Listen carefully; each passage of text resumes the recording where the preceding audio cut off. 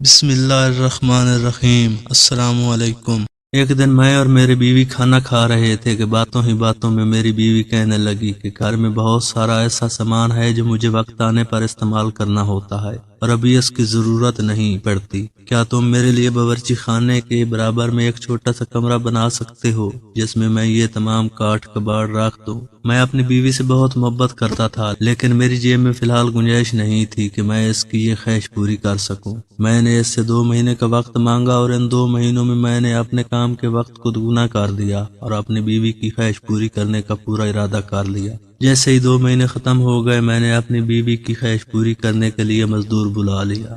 کچھ دنوں میں ہی میں نے باورچی خانے کے برابر میں اس کی مرضی کے مطابق ایک چھوٹا سا کمرہ بنوا دیا۔ میں روزانہ معمول کے مطابق کام پر جاتا تھا، مگر اس دن کے کمرہ بنوانے کے بعد سے مجھے اپنی بیوی کا رویہ اپنے ساتھ کچھ غیر معمولی سا محسوس ہونے لگا۔ وہ کافی چڑچڑی رہنے لگی تھی اور اکثر میں نے اسے اکیلے میں روتے ہوئے بھی دیکھا تھا۔ میرا دھیان ہرگز اس طرف نہیں گیا تھا کہ اس کے رویے کی وجہ وہ چھوٹا سا کمرہ بھی ہو سکتا ہے۔ میرے اور میرے بیوی کے درمیان کبھی بھی کسی بات پر اتنے سالوں میں لڑائی نہیں ہوئی، حالانکہ ہمارے ہاں اولاد بھی نہ تھی، تو بھی نہ کبھی میں نے اسے تانا دیا اور نہ ہی کبھی میری بیوی نے اس بات پر ناشکری کا اظہار کیا۔ اللہ کی دی ہوئی تمام نعمتوں سے بے حد خوش تھے۔ میں اپنی کم تنخواہ میں بھی اپنی بیوی کو خوش رکھنے کی کوشش کیا کرتا تھا۔ کبھی اسے گجرے لا کر دیتا تھا تو کبھی ہم باہر گھومنے جایا کرتے تھے۔ ان دنوں اسے نہ گھومنے پھرنے کا شوق تھا، نہ ہی وہ مجھ سے اپنی چھوٹی چھوٹی فرمائش کیا کرتی تھی۔ میں بہت پریشان تھا۔ ایک دن میں نے اس سے کہا کہ میں اسے ڈاکٹر کو دکھاتا ہوں۔ میرے بہت منانے کے بعد وہ میری بات مان گئی۔ ہم ڈاکٹر کی طرف گئے تو ڈاکٹر نے میری بیوی کے رویے کی وجہ اس کی کوئی پریشانی بتائی۔ میں بہت پریشان تھا کہ ایسا کیا ہوا کہ میری بیوی کو بہت پریشانی لگ گئی ہے۔ میں نے اس سے بات کی تو اس نے کہا کہ مجھے کوئی پریشانی نہیں ہے۔ مجھے لگا کہ یہ پریشانی اولاد نہ ہونے کی وجہ سے ہے۔ جب میں نے اس سے کہا کہ میں دوبارہ تمہارا علاج کروانا چاہتا ہوں تو اس نے مجھے سختی سے منع کر دیا کہ اب مجھے کسی علاج کی ضرورت نہیں ہے۔ میں اپنی بیوی کی اس بات سے بہت حیران ہوا اور میں نے غصے میں آ کر اس سے وجہ پوچھی تو کہنے لگی کہ میرے پاس بچہ پالنے کا وقت نہیں ہے، اور میں حیران ہو گیا کہ اس چھوٹے سے قرض میں اسے کھانا پکانے کے علاوہ اور چھوٹی موٹی صفائیوں کے علاوہ بھلا کیا کام ہو سکتا ہے۔ ایک روز میں نے اپنی بیوی سے دفتر جاتے ہوئے کہا کہ آج میں گھر پر جلدی آؤں گا اور ساتھ میرے کچھ دوست بھی ہوں گے، تو تم چائے کا انتظام کر لینا۔ میری اس بات پر میری بیوی مجھ سے بہت خفا ہوئی اور ہم میں جو کبھی لڑائی نہیں ہوئی تھی، اس بات پر ہم خوب لڑے۔ یہ پہلی مرتبہ نہیں تھا کہ میں اپنے کسی دوست کو چائے پر لایا ہوں۔ اس سے پہلے بھی کئی مرتبہ ہوا ہے کہ میں نے اپنے دوست کو چائے پر بلایا ہے اور میری بیوی نے چائے کے ساتھ کچھ چھوٹا موٹا اہتمام بھی کیا ہوتا تھا، لیکن آج خلاف معمول میری بیوی کی اس بات پر میں بہت حیران ہوا۔ نہ جانے اسے میری جلدی آنے سے پریشانی تھی یا پھر میرے دوست کے ساتھ آنے پر یا پھر ہمارے لیے چائے کے اہتمام پر۔ بہرحال میں نے اس دن جلدی آنے کا اور اپنے دوست کو ساتھ لانے کا ارادہ ملتوی کر دیا۔ کئی دنوں تک ہم میں ناراضگی رہی۔ مجھے یہ بات سمجھ نہیں آئی کہ میری بیوی کا رویہ کیوں بدلتا جا رہا ہے۔ اسی دوران ایک دن مجھے سخت بخار ہو گیا تو میں کام پر جانے کے بھی قابل نہیں رہا۔ اتنے میں میری بیوی نے میری خوب خدمت کی، لیکن وہ مجھے کچھ پریشان سی لگتی تھی۔ زیادہ تر وقت کچن میں ہی گزارا کرتی تھی۔ مجھ میں اتنی نکاحت تھی کہ میں اٹھ کر کبھی اس کی مدد نہیں کرواتا تھا۔ وہ میری بہت خدمت کرتی تھی۔ ایک دن میں غسل خانے کی طرف جا رہا تھا تو دیکھا کہ میری بیوی باورچی خانے کے پاس بیٹھے ہوئے رو رہی ہے۔ مجھے بہت تعجب ہوا۔ بہت پوچھنے کے باوجود بھی اس نے مجھے کوئی وجہ نہیں بتائی اور کہا کہ بس دل پریشان ہو رہا ہے۔ مجھے لگا وہ میری بیماری کی وجہ سے پریشان ہے۔ اگلے دن میں گہری نیند میں سویا ہوا تھا کہ ایک دم سے کھانسی سے میری آنکھ کھل گئی اور میں نے کچھ سرگوشیوں کی آواز سنی۔ میں بہت حیرت میں آ گیا کہ آخر میری بیوی اور میرے علاوہ تو اس گھر میں کوئی بھی نہیں رہتا، تو یہ سرگوشیاں کس کی ہیں؟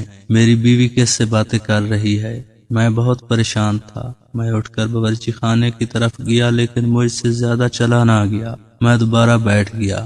میں نے اپنی بیوی کو آواز لگائی۔ جب میں نے اس سے پوچھا تو اس نے کہا کہ ایسا کچھ نہیں ہے، یہ آپ کا وہم ہے۔ ان کچھ دنوں میں نے اسے بہت سی مرتبہ صبح باورچی خانے کے برابر میں بنائے ہوئے کمرے سے باہر نکلتے دیکھا۔ لیکن میری بیوی نے نہیں دیکھا تھا کہ میں نے اسے دیکھا ہے۔ ایک دن میری طبیعت کچھ بہتر تھی تو میں باورچی خانے میں پانی پینے کے لیے گیا تو میں نے اپنی بیوی کو وہاں نہیں پایا۔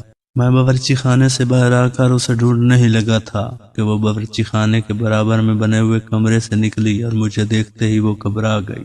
اس کے ماتھے سے پسینہ چھوٹ گیا۔ مجھے لگا کہ ایسی کیا بات ہے۔ اس وقت مجھے بہت عجیب لگا کیونکہ میں نے جب بھی اسے باورچی خانے کے برابر میں بنائے ہوئے کمرے سے نکلتے دیکھا تھا تو میں سوچتا تھا کہ کوئی نہ کوئی کام سے یہ اس کمرے میں جاتی ہے، لیکن آج اس کے ماتھے کے پسینے نے مجھے کچھ اور سوچنے پر مجبور کر دیا۔ میرے پوچھنے پر اس نے بتایا کہ وہاں سامان رکھنے گئی تھی۔ میں نے بات کو وہیں مختم کر دیا۔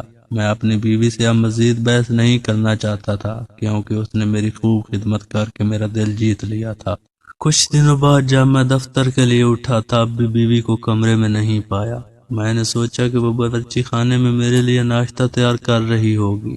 جب میں باورچی خانے میں گیا تو وہ بھی موجود نہ تھی۔ میں نے غسل خانہ اور گھر کا ہر کونا چیک کر لیا مگر میری بیوی کہیں موجود نہ تھی۔ ابھی میں گھر سے باہر پریشانی کی حالت میں نکلنے ہی والا تھا کہ کچھ آواز میرے کانوں میں سنائی دی۔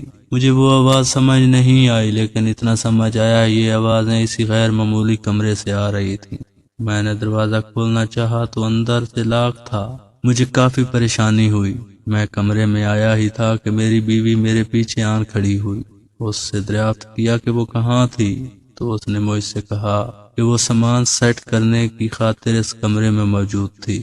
اب کی بار میں نے اسے یہ نہیں بتایا کہ میں نے اس کمرے میں کچھ آوازیں سنی ہیں کیونکہ میں اس بات کی کھوج لگانا چاہتا تھا کہ آخر ایسا کیا ہے جو بار بار میری بیوی اس کمرے میں موجود ہوتی ہے اور ایسی کون سی آوازیں ہیں جو مجھے پریشان کرے جا رہی ہیں۔ میں دن رات اسی پریشانی میں گلتا جا رہا تھا۔ یہ پریشانی مجھے کھائے جا رہی تھی کہ آخر ایسا کیا ہے جو مجھے نہیں پتا اور میری بیوی مجھ سے چھپا رہی ہے۔ میں نے اس بات کا ذکر جب اپنے دوست سے کیا تو وہ مجھے قریب ہی ایک بابا کے پاس لے کر گیا۔ اس نے کہا کہ بابا تمہیں وہ بتائیں گے جو عام انسانوں کو نہیں معلوم ہوتی۔ جب بابا سے تمام تفصیل بیان کی تو انہوں نے کچھ دن کا وقت دے کر مجھے بتایا کہ ہمارے گھر میں اسیب ہیں اور وہ آوازیں انسان کی نہیں اسیبوں کی ہیں۔ پہلے تو میں نے بابا کی بات کا اعتبار کر لیا لیکن میرا دل اس بات پر مطمئن نہ تھا۔ مجھے نہیں لگتا تھا کہ کسی اسیب کی آواز ہے۔ اب یہ اکثر ہوتا تھا کہ جب بھی میری بیوی چھپ کر اس کمرے میں جاتی تو میں اس کا پیچھا کرتا تھا لیکن سرگوشیاں اتنی ہلکی ہوا کرتی تھی کہ مجھے کوئی آواز سمجھ میں نہ آتی تھی اور میں چھپ کر اپنی بیوی کا تعاقب کرتا رہتا تھا۔ مجھ میں اتنی ہمت نہ تھی کہ میں اپنی بیوی سے اس بات کے لیے استفسار کروں۔ مجھے لگتا تھا کہ میری بیوی نے میری آواز بند کروا دی ہے اور میں کبھی اس سے اس بات کے بارے میں نہیں پوچھ پاؤں گا۔ آخر وہ کیا تھا جو مجھے پریشان کیے جا رہا تھا؟ مجھے اپنے اس دن کے پیسے پر بہت ملال محسوس ہو رہا تھا کہ اس دن میں نے اپنی بیوی کی بات مانی تھی کہ میں اسے کمرہ بنوا دوں۔ کبھی مجھے لگتا تھا کہ میری بیوی کسی خاص ہو کے شکنجے میں آ گئی ہے، کبھی مجھے لگتا تھا میری بیوی اس دنیا میں انسانوں جیسی نہیں ہے اور کبھی مجھے لگتا تھا کہ میری بیوی ایک بد چلن عورت ہے۔ وہ مجھ سے چھپ چھپ کر اس کمرے میں کسی سے ملتی ہے لیکن میں کبھی ایک فیصلے پر قائم نہیں رہتا تھا کہ کسی بھی بنیاد پر اپنی بیوی پر کوئی الزام لگاؤں۔ مجھے کوئی سراغ نہیں مل پا رہا تھا۔ ایسا نہیں تھا کہ میں نے اس دروازے کو کھولنے کی کوشش نہیں کی لیکن مجھے لگتا تھا کہ میری بیوی 24 گھنٹے اس دروازے کی پہرہ داری کر رہی ہوتی ہے۔ جب بھی میں اس طرف جاتا تھا میری بیوی کسی نہ کسی بات کے بہانے مجھے ٹال دیتی تھی یا مجھے اس طرف سے ہٹا دیتی تھی۔ میں بہت پریشان تھا۔ اب میرے ذہن پر وہ کمرہ اور اس دروازے کو کھولنا طاری ہو چکا تھا لیکن میں کیا کرتا؟ میں اپنی بیوی کو اس بات کے معاملے میں بتانا نہیں چاہتا تھا۔ میں کھوئے لگانا چاہتا تھا اور اپنی بیوی کو رنگے ہاتھوں پکڑنا چاہتا تھا مگر میں بہت مجبور ہو چکا تھا۔ مجھے سمجھ نہیں آ رہی تھی کہ میں کیا کروں۔ میں نے زندگی میں خود کو اس سے زیادہ بے بس محسوس نہیں کیا۔ کبھی کبھی بہت غصہ سا آتا تھا۔ دل چاہتا تھا کہ سب کچھ ختم کر دوں، بیوی کو طلاق دے دوں اور اس کے سارے کالے کرتوت سامنے لے آؤں مگر میں پریشان تھا کہ میرے پاس کوئی ثبوت نہ تھا۔ ایک دن میں نے منصوبہ بنایا کہ میں دفتر نہ جاؤں اور پورا دن اپنی بیوی کی ہر حرکت پر نظر رکھوں۔ اس دن میری بیوی کی کافی طبیعت خراب تھی تو میں نے اسے آرام کرنے کی نصیحت کی اور خود تیار ہو کر دفتر جانے کے لیے روانہ ہونے کا ڈرامہ کیا۔ میں نے بیوی سے کہا تھا کہ تم پلنگ سے کھڑی نہ ہونا، میں خود ہی چلا جاؤں گا۔ باہر کے دروازے کے پاس ایک الماری رکھی تھی، میں اس کے پیچھے چھپ گیا۔ میری بیوی کو محسوس بھی نہ ہوا کہ میں گھر میں موجود ہوں۔ اس نے اٹھ کر ناشتہ بنایا اور میں دیکھ کر حیران رہ گیا کہ وہ ناشتہ لے کر اس بند کمرے کے دروازے کو کھول کر اندر جاتی ہے۔ وہ دروازے کو تالا لگائے رکھتی تھی۔ جب میں نے اس سے تالے کے بارے میں دریافت کیا تھا تو اس نے کہا تھا کہ اس نے اپنا قیمتی زیور بھی اسی کمرے میں چھپا رکھا ہے، کیونکہ اگر خدا نخواستہ کوئی چور آ گیا تو وہ اس کمرے کو کاٹ کباڑ کا کمرہ سمجھے گا اور اس کمرے کی طرف اس کا دھیان ہی نہیں جائے گا۔ اس نے کمرے کا دروازہ کھولا اور اندر ناشتہ لے گئی۔ میں 2 لوگوں کا ناشتہ دیکھ کر بہت حیران ہوا اور چائے کے 2 کپ دیکھ کر میرے تجسس میں اور اضافہ ہو گیا۔ میرے گھر میں موجود ہونے کے باوجود میری بیوی کسی اور کو اس گھر میں رکھا ہوا ہے۔ میں غصے سے کھول رہا تھا کہ ایسا کون تھا جسے وہ دن رات اپنے ساتھ رکھتی ہے اور مجھ سے بھی زیادہ مقدم سمجھتی ہے۔ میں اندر ہی اندر تلملا رہا تھا اور مان چکا تھا کہ میری بیوی ایک بد چلن عورت ہے جس نے میرے ہوتے ہوئے کسی آدمی سے رشتہ رکھا ہوا ہے۔ میں جو اتنے عرصے سے یہ سمجھتا رہا کہ میری بیوی یا تو کسی اسیب کے سائے میں ہے یا اور کوئی معاملہ ہے، اب مجھے اپنی بیوی سے نفرت ہونا شروع ہو گئی تھی۔ میرے پیر کانپنا شروع ہو گئے تھے۔ میں اپنے جذبات پر قابو نہیں رکھ پا رہا تھا، لیکن قدم اتنے بھاری ہو گئے تھے کہ اس الماری سے لے کر بند کمرے کے دروازے تک کا سفر مجھ سے طے نہیں ہو رہا تھا۔ لگتا تھا کہ پیروں کے نیچے سے زمین نکل گئی ہے اور کسی نے سر سے آسمان بھی چھین لیا ہے۔ اپنے آپ کو اس بڑی دنیا میں بے بس اور مجبور آدمی سمجھنے لگا تھا۔ یہ کچھ منٹ مجھ پر اتنے بھاری تھے کہ لگتا تھا یا تو اس دنیا سے کوچ کر جاؤں گا یا پھر اپنی بیوی کو جان سے مار دوں گا۔ یہ میں جانتا ہوں اور میرا خدا جانتا ہے کہ میں نے ان چند قدموں کا سفر کیسے طے کیا۔ ابھی میں کمرے کے دروازے پر پہنچا اور میرے ہاتھ جو پسینے میں شرابور تھے، میرا پورا بدن پسینہ پسینہ ہو رہا تھا اور میں دروازے کھولنے کے لیے اپنے ہاتھوں کو جنبش دے رہا تھا کہ دوبارہ سے سرگوشی میرے کانوں میں آئی۔ میں اپنے حواس میں نہ تھا، مجھے تو یہ سرگوشیاں پہلے بھی سمجھ نہیں آتی تھیں۔ تو میں نے دروازہ کھولتے ہی ایک زوردار چیخ ماری اور اپنی بیوی کو پکارا، عالیہ! مگر یہ کیا ہے؟ یہ منظر دیکھ کر تو میں ہکا بکا رہ گیا۔ میں جو ابھی تک اپنی بیوی کو طلاق کے 3 لفظ سنانے کا ارادہ رکھتا تھا کہ اب مجھ سے 1 منٹ بھی وہ برداشت نہ تھی۔ اگلے ہی لمحے میں اپنے ارادے پر بہت زیادہ نادم تھا۔ میں نے کیا دیکھا کہ جس کے لیے ناشتہ لے کر گئی ہے اور اس کے ہاتھ میں جس کے لیے نوالا ہے اور جس نے اس نوالے کو کھانے کے لیے اپنا منہ کھول رکھا ہے، وہ میری سوتیلی ماں ہے۔